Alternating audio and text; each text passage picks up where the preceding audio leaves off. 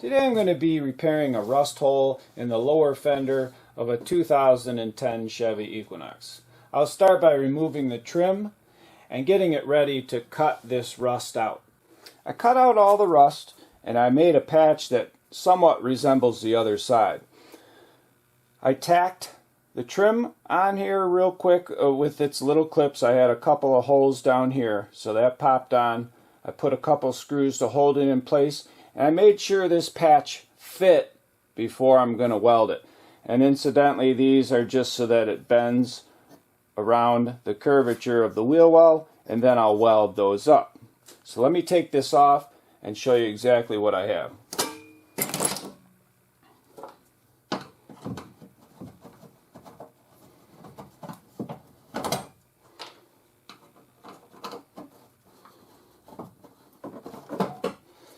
And so after cutting out the rust, this is what we're left with.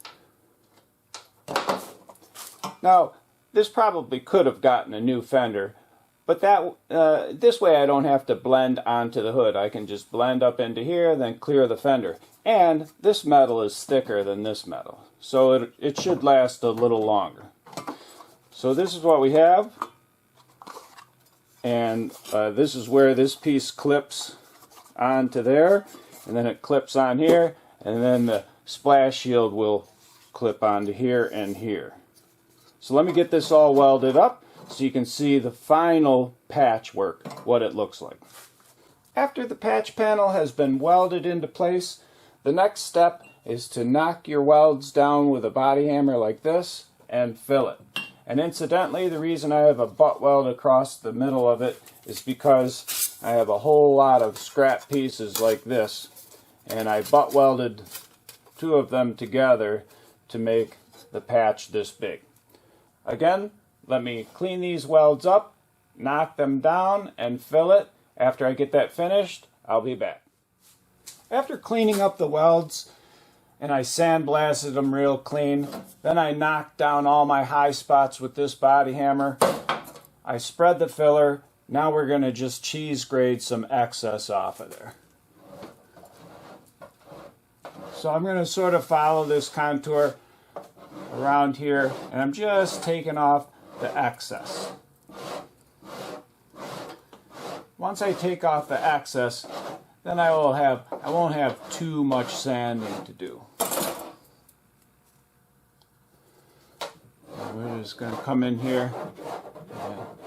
First I start with taking off the ridges, just the ridges. And I try to go in every different direction. And I got some tape here so I don't scratch the door.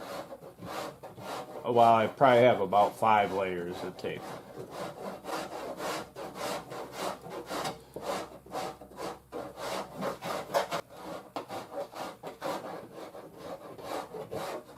And I think that's good. I'm going to let this harden a little bit. Then I'll block sand it with this. When I get that finished, I'll be back.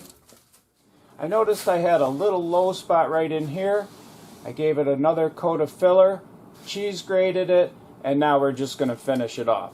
So I do have a body line that comes down through here and just a little hump right here. So I'm going to concentrate on this right here.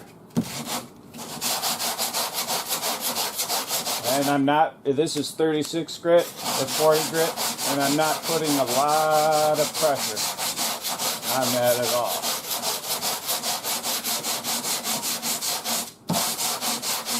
And I have some tape here to protect the door.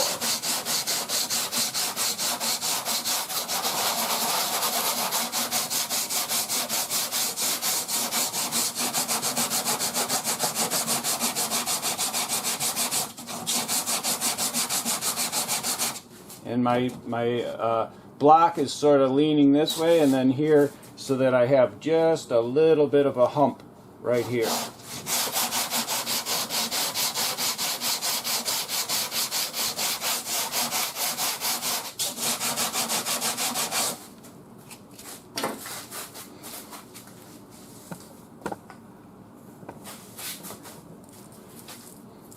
Now I'm just going to blow this off. I'm going to put a little bit of masking tape on the body line.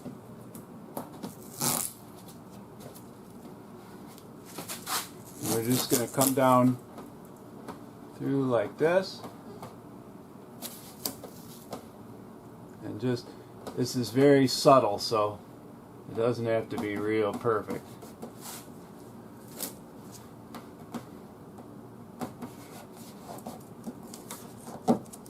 That looks good right there.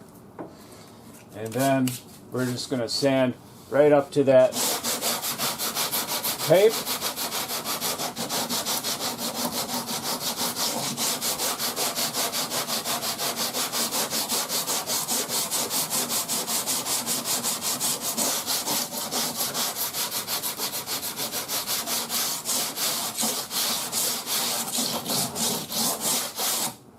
And we're just going to pull the tape, and that should be good.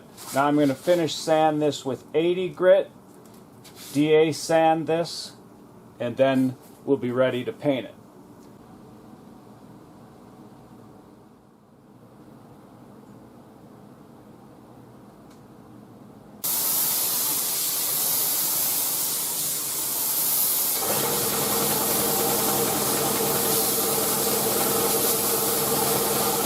The repair area was primed, blocked with 150 grit, primed again, then wet sanded with 320. The rest of the fender and door were masked off and scuffed with the red pad.